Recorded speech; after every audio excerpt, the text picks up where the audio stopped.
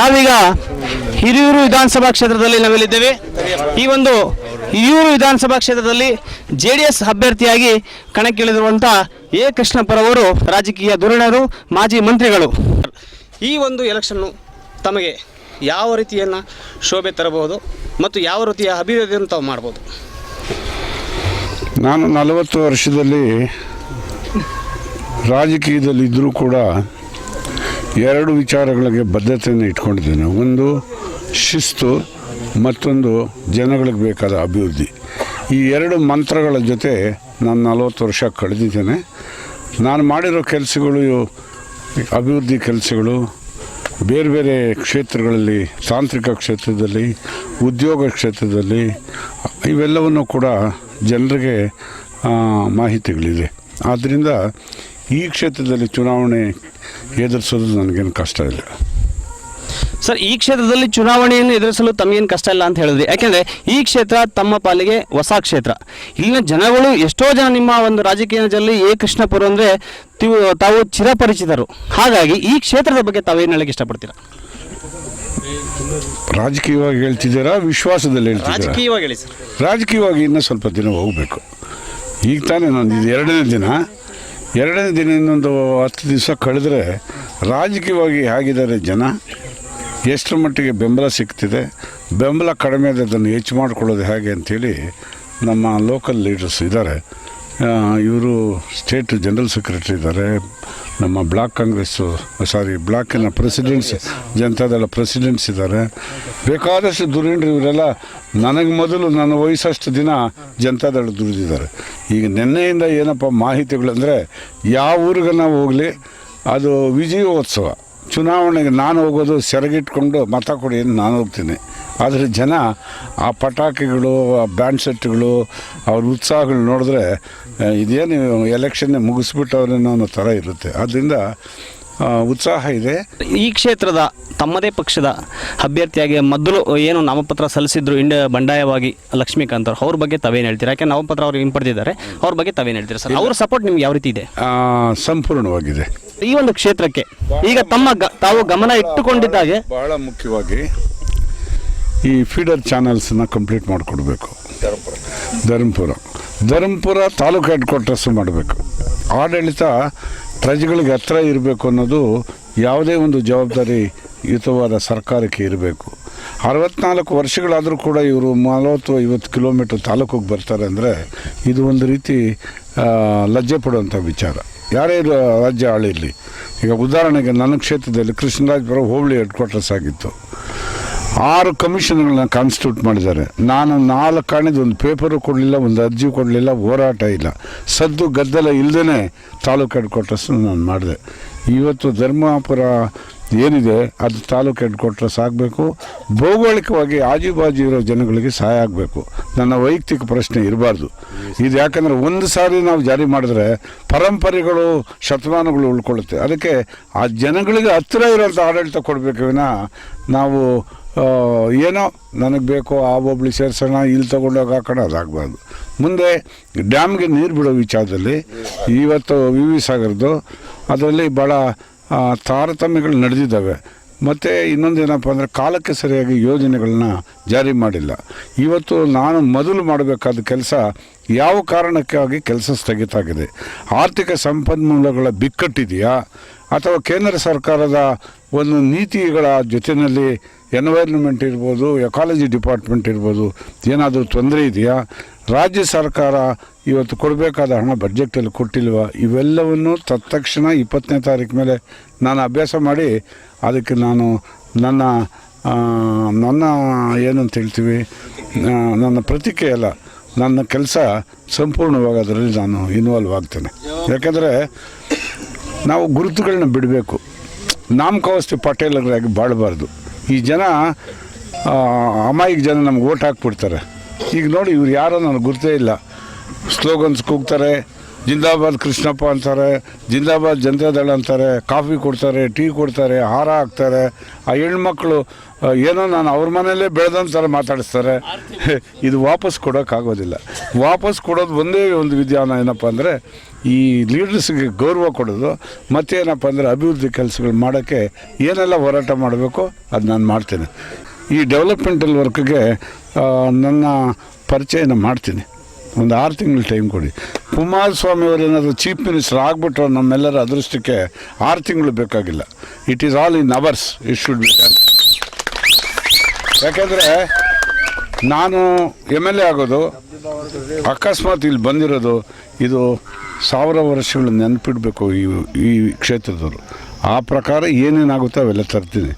ನನಗೆ ಆಡಳಿತದಲ್ಲಿ ಹೊಸದಿಲ್ಲ, ಅಡ್ಮಿನಿಸ್ಟ್ರೇಷನ್ ಹೊಸದಲ್ಲ, IPS IAS ಹೊಸದಲ್ಲ. I can talk to anybody including chief secretary on telephone. I can do it. Justice ಮಾಡ್ತೇನೆ.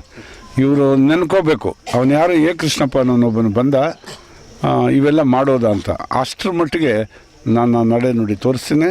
ನನ್ನ ಕಾರ್ಯಕರ್ತ ಬಂಧುಗಳಿಗೆ, ನನ್ನ ಮುಖಂಡಗಳಿಗೆ ಅವರಿಗೆ ಮಾನವ ಮೌಲ್ಯಗಳ ಜೊತೆಯಲ್ಲಿ ಆಧಾರದ ಗೌರವಗಳನ್ನು ಕೂಡ ಕೊಡ್ತೇನೆ. ಇದು ನನ್ನ ಕರ್ತವ್ಯ. ಸರ್, ಮೊದಲಿನಿಂದಲೂ ಹಿರಿಯೂರು ಒಂದು ಕ್ಷೇತ್ರದಲ್ಲಿ ಜಾತಿ ರಾಜಕೀಯ ತುಂಬ ಅತಿ ಹೆಚ್ಚಾಗಿ ಕಾಣ್ತಾ ಇತ್ತು. ನೀವು ಬಂದ ಮೇಲೆ, ಎ ಕೃಷ್ಣಪ್ಪರು ಬಂದ ಮೇಲೆ ಯಾವುದೇ ಸಮುದಾಯ, ಗೊಲ್ಲ ಸಮುದಾಯ ಆಗಿರ್ಬೋದು, ಲಂಬಾಣಿ ಸಮುದಾಯ ಆಗಿರ್ಬೋದು, ಮತ್ತು ಯಾದವ ಸಮುದಾಯ ಆಗಿರ್ಬೋದು, ಮತ್ತು ಯಾವುದೇ ಹಿಂದುಳಿದ ಜನಾಂಗದವರು ಎ ಕೃಷ್ಣಪ್ಪ ಅವ್ರಿಗೆ ಬಂದು ಜಾತಿ ರಾಜಕೀಯ ಮಾಡ್ದಲೆ ಎಲ್ಲ ಜನಾಂಗದವರು ಎ ಕೃಷ್ಣಪ್ಪನಿಗೆ ಸಪೋರ್ಟ್ ಮಾಡ್ತಾ ಇದ್ದಾರೆ, ಅವರ ಒಲವನ್ನು ತೋರಿಸ್ತಾ ಇದ್ದಾರೆ ಅಂತ ಹೇಳ್ತಾರೆ. ಇದ್ರ ಮೋಡಿ ಯಾವ ಥರ ನೀವು ಮಾಡಿದ್ದೀರಾ ಸರ್? ಇದ್ರ ಮೋಡಿ ಏನಂದರೆ ಪ್ರಾಕ್ಟೀಸ್ ಮೇಕ್ಸ್ ಮೆನ್ ಪರ್ಫೆಕ್ಟ್ ಅಂತ. ನಾನು ಅಲ್ಲಿ 6 ಸಾರಿ ಕಂಟಿನ್ಯೂಸ್ ಆಗಿ ನಿಂತನಲ್ಲ ಹಳೆ ಕ್ಷೇತ್ರದಲ್ಲೇ. ಅಲ್ಲಿ ರೆಡ್ಡಿ ಜನಾಂಗ, ಒಕ್ಕಲಿಗ ಜನಾಂಗದವರೇ ಮೇಜರು. ಯಾದವರು ಇದ್ದಿದ್ದು 2314. ಆ 2314 ಓಟ್ ಇಟ್ಕೊಂಡು ನಾನು 5 ಸಾರಿ ನಿಂತು ಅಲ್ಲಿ ಬಾಳಿದ್ದೇನೆ. ಆ ಕೋಟ್ಯಾಧೀಶರು ಮುಂದುವರೆದ ಜನಾಂಗದ ತಂದೆ ಅದನ್ನೇ ಇಲ್ಲಿ ಫೌಂಡೇಶನ್. ಇರಲಿ, ಯಾರನ್ನ ಇಲ್ಲಿ, ಸಾವಿರಗಳು ಮುಖ್ಯ ಅಲ್ಲ, ನನ್ನ ನಡೆ ನುಡಿ ಮುಖ್ಯ. ಇವರೆಲ್ಲರನ್ನೂ ಕೂಡ ನನ್ನ ಹೆಗಲ ಮೇಲೆ ಹಾಕ್ಕೊಂಡು ಹೋಗೋದು, ಅವರಿಗೆ ಗೌರವ ಕೊಡೋದು, ಎಲ್ಲ ಜಾತಿಗಳನ್ನು ಸಮನಾಗಿ ನೋಡೋದು, ಬಂದಿದ್ದ ಅವಕಾಶಗಳನ್ನ ಸಮನಾಗಿ ಹಂಚೋದು. ಏನು ಸಮನಾಗಿ ಅಂದರೆ ನಾಳೆ ಜಿಲ್ಲಾ ಪಂಚಾಯತಿ ಕೊಡಬೇಕು. ಆವಾಗ ನೋಡ್ತೀನಿ ಯಾವ ಬೇರೆಯಲ್ಲಿ ಎಷ್ಟೆಷ್ಟು ಜಾತಿ ಇದ್ದಾರೆ, ಜನಾಂಗ ಇದ್ದಾರೆ. 5 ಇದ್ದರೆ 5 ಹಂಚ್ತೀನಿ. ತಾಲೂಕ್ ಪಂಚಾಯತಿನ ಒಂದು 20 ಬಂತು ಅಂತ ಇಟ್ಕೊಳ್ಳಿ, ಅದನ್ನು ಹಂಚ್ತೀವಿ. ಗ್ರಾಮ ಪಂಚಾಯತಿಗಳ ಅಧ್ಯಕ್ಷರು ಮಾಡಬೇಕು. ಆಯಾ ಪ್ರಾಂತ್ಯದ ಜನನ ಏನೇನು ಸೇವೆ ಮಾಡಿದ್ದಾನೆ ಸೇವೆಯನ್ನು ಪರಿಗಣಿಸಿ ಅವನಿಗೆ ಅಧಿಕಾರ ಕೊಡ್ತೀವಿ. ಈ ಸಾಮಾಜಿಕ ನ್ಯಾಯ, ಸಾಮೂಹಿಕ ನಾಯಕತ್ವ ಇವು ನನಗೆ ಯಾವಾಗಲೂ ಕೂಡ ನನ್ನ ನಂಬಿಕೆಗೆ ಸಹಾಯ ಆಗಿರುವಂಥ ವಿಚಾರ. ಕೊನೆಯದಾಗಿ ಈ ಕ್ಷೇತ್ರದ ಮತ ಬಾಂಧವರಿಗೆ ತಾವು ಏನು ಸಲಹೆ ಕೊಡ್ತೀರಾ, ಮತ್ತು ತಾವೇನು ಕೇಳ್ಕೊತೀರಾ? ಇವತ್ತು ಕರ್ನಾಟಕ ರಾಜ್ಯ ಸ್ಥಿತಿಗತಿಗಳು ಸಂಪೂರ್ಣವಾಗಿ ಹಾಳಾಗಿದ್ದಾವೆ BJP ಆಡಳಿತದಲ್ಲಿ.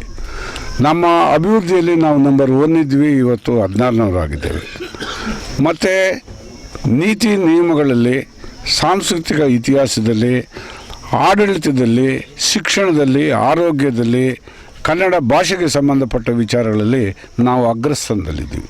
ದುರಾದೃಷ್ಟ ಆ ಎಲ್ಲ ಗೌರವಗಳು ನಮ್ಮ ಪೂರ್ವಿಕರು ಏನು ಸಂಪಾದನೆ ಮಾಡಿಕೊಟ್ಟಿದ್ರು, ವಿಧಾನಸಭೆಯಲ್ಲಾಗಲಿ, ಸ್ಪೀಕರ್ ಆಗಲಿ, ಸರ್ಕಾರ ಆಗಲಿ, ಅವೆಲ್ಲ ಧೂಳಿಪಟ ಆಗಿಬಿಟ್ಟಿದ್ದಾವೆ. ಪುನರ್ ನಿರ್ಮಾಣ ಮಾಡಬೇಕಾದಂಥ ಅಗತ್ಯ ಇದೆ. ಅದಕ್ಕೆ ನಾನು ಈ ಜನರಲ್ಲಿ ಪ್ರಾರ್ಥನೆ ಮಾಡ್ತೇನೆ, ನಮ್ಮ JDS ಮುಖಂಡ ಕುಮಾರಸ್ವಾಮಿ ಅವರಿಗೆ ಮುಖ್ಯಮಂತ್ರಿ ಸ್ಥಾನ ಸಿಗೋ ರೀತಿ ಆಶೀರ್ವಾದ ಮಾಡಿ ಓಟ್ ಹಾಕಿ, ಅವರು ಅವರ ವಯಸ್ಸಿಗೆ ತಕ್ಕಂತೆ ಆಡಳಿತವನ್ನು ಮಾಡಿ ಈ ಏನು ವ್ಯತ್ಯಾಸಗಳಾಗಿದೆ, ಅಧ್ವಾನಗಳಾಗಿದೆ, ಅಗೌರವಗಳಾಗಿದೆ, ಅದನ್ನು ಪುನರ್ ಪ್ರತಿಷ್ಠಾಪನೆ ಮಾಡಲಿಕ್ಕೆ ಅವ್ರ ಕೈಯನ್ನು ಬಲಪಡಿಸಿ ನಾವೆಲ್ಲ ಆಡಳಿತದಲ್ಲಿ ಕೂತ್ಕೊಳ್ತೇವೆ. ಆ ಪ್ರಕಾರ ರಾಜ್ಯಕ್ಕೆ ಬಂದಿರೋ ಕೆಟ್ಟ ಹೆಸರನ್ನು ತೆಗೆದುಹಾಕಲಿಕ್ಕೆ ತುರ್ತಾಗಿ ಕ್ರಮಗಳನ್ನ ನಾವು ತೆಗೆದುಕೊಳ್ತೇವೆ. ಓಕೆ ವೀಕ್ಷಕರೇ, ನಾವೀಗ ಏನೊಂದು ಈ ಒಂದು ಹಿರಿಯೂರು ಕ್ಷೇತ್ರದಲ್ಲಿ ಬಂದಿದ್ದೇವೆ. ನಮ್ಮ ಎ ಕೃಷ್ಣಪ್ಪ ಅವರ ಸಂದರ್ಶನ ಕೂಡ ತಾವೇನು ಮಾಡಿದ್ದೀವಿ, ಇಡೀ ಹಿರಿಯೂರು ಚಿತ್ರಣವನ್ನೇ ನಾನು ಕೆಲವೇ ದಿನಗಳಲ್ಲಿ ಆರಿಸಿ ಬಂದ ನಂತರ ಅದು ಹೆಚ್ಚಿನದಾಗಿ ಕುಮಾರಸ್ವಾಮಿ ಏನಾದರೂ CM ಆದರೆ ವಿತಿನ್ 1 ತಿಂಗಳಲ್ಲಿ ನಾನು ಇಡೀ ಹಿರಿಯೂರು ಕ್ಷೇತ್ರದ ಚಿತ್ರಣವನ್ನೇ ಬದಲು ಮಾಡ್ತೀನಿ ಅಂತ ಹೇಳ್ತಾ ಇದ್ದಾರೆ. ಕ್ಯಾಮ್ರಾಮನ್ ಸುರೇಶ್ ಜೊತೆ ರಾಜು, PTTV 24/7 ಚಿತ್ರದುರ್ಗ.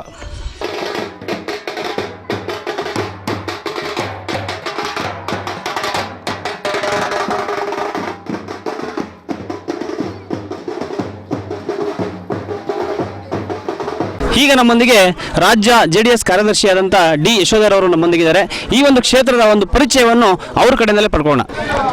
ನಮ್ಮ ಪಕ್ಷದ ಅಧಿಕೃತ ಅಭ್ಯರ್ಥಿಯಾಗಿ ಸ್ಪರ್ಧೆ ಮಾಡಿರುವಂಥ ಮಾನ್ಯ ಕೃಷ್ಣಪ್ಪನವರು ಅವರು ಬಯಸಿ ಈ ಕ್ಷೇತ್ರಕ್ಕೆ ಬಂದಿಲ್ಲ. ಯಾವ ಕಾಂಗ್ರೆಸ್ ಪಕ್ಷ ಬಹುಎತ್ತರಕ್ಕೆ ಬೆಳೆದಿದ್ದಂಥ ಒಬ್ಬ ಹಿಂದುಳಿದ ವರ್ಗದ ನಾಯಕನನ್ನು ಅವಮಾನ ಮಾಡಿತು. ಅದನ್ನು ನೋಡಿದಂಥ ನಮ್ಮ ಪರಮೋಚ್ಚ ನಾಯಕರಾಗಿರುವಂಥ ಸನ್ಮಾನ್ಯ ದೇವೇಗೌಡರು ಮತ್ತು ನಮ್ಮ ಕ್ರಿಯಾಶೀಲ ಮುಖಂಡರಾಗಿರುವಂಥ ಸನ್ಮಾನ್ಯ ಕುಮಾರಸ್ವಾಮಿಯವರು ಎಲ್ಲೋ ಒಂದು ಕಡೆ ಹಿಂದುಳಿದ ಸಮುದಾಯಗಳಿಗೆ ಅವಮಾನ ಮಾಡ್ತಾ ಇದ್ದಾರೆ ಈ ಕಾಂಗ್ರೆಸ್ನವರು. ಅವರನ್ನು ನಮ್ಮ ಪಕ್ಷಕ್ಕೆ ಬರಮಾಡಿಕೊಳ್ಳುವುದರ ಮುಖಾಂತರ ಆ ತಳ ಸಮುದಾಯಗಳಿಗೆ ಒಂದು ನ್ಯಾಯವನ್ನು ಕೊಡಬೇಕಂತಕ್ಕಂಥ ದೃಷ್ಟಿಯಿಂದ ಇವತ್ತು ಎ ಕೃಷ್ಣಪ್ಪನವ್ರನ್ನ ನಮ್ಮ ಕ್ಷೇತ್ರಕ್ಕೆ ಕಳಿಸಿಕೊಟ್ಟಿದ್ದಾರೆ. ಅವರು ಬಂದಿರೋದ್ರಿಂದ ಪಕ್ಕದ ಶಿರಾ ಇರ್ಬೋದು, ಮಧುಗಿರಿ ಇರ್ಬೋದು, ಚಿಕ್ಕನಾಯಕನಹಳ್ಳಿ ಇರ್ಬೋದು, ಚಳ್ಳಕೆರೆ, ಚಿತ್ರದುರ್ಗ ಹೀಗೆ ಹಲವಾರು ಕ್ಷೇತ್ರಗಳಲ್ಲಿ ಯಾದವ ಸಮುದಾಯದ ಮತಗಳು ಬರುವುದರ ಮುಖಾಂತರ ನಮ್ಮ ಪಕ್ಷದ ಅಭ್ಯರ್ಥಿಗಳು ಆಯಾ ಭಾಗದಲ್ಲಿ ಗೆಲುವಿಗೆ ಹತ್ತಿರವಾಗಿದ್ದಾರೆ ಅನ್ನುವಂಥ ವಿಚಾರ ನಮಗೆಲ್ಲರಿಗೂ ಈಗಾಗಲೇ ಗೊತ್ತಾಗಿದೆ. ಈ ಕ್ಷೇತ್ರದ ಒಂದು ಅಭಿವೃದ್ಧಿ ಬಗ್ಗೆ ತಾವೇನು ಹೇಳ್ತೀವಿ? ಕೃಷ್ಣಪ್ಪ ಅವ್ರ ಮೇಲೆ ನಂಬಿಕೆ ಇಟ್ಟು ಇದೇ ಕ್ಷೇತ್ರಕ್ಕೆ ತಾವು ಕರೆಸ್ಕೊಂಡಿದ್ದೀರಾ, ನಿಮ್ಮ ರಾಜ್ಯ ನಾಯಕರು ಕೂಡ ಕಳಿಸ್ಕೊಟ್ಟಿದ್ದಾರೆ.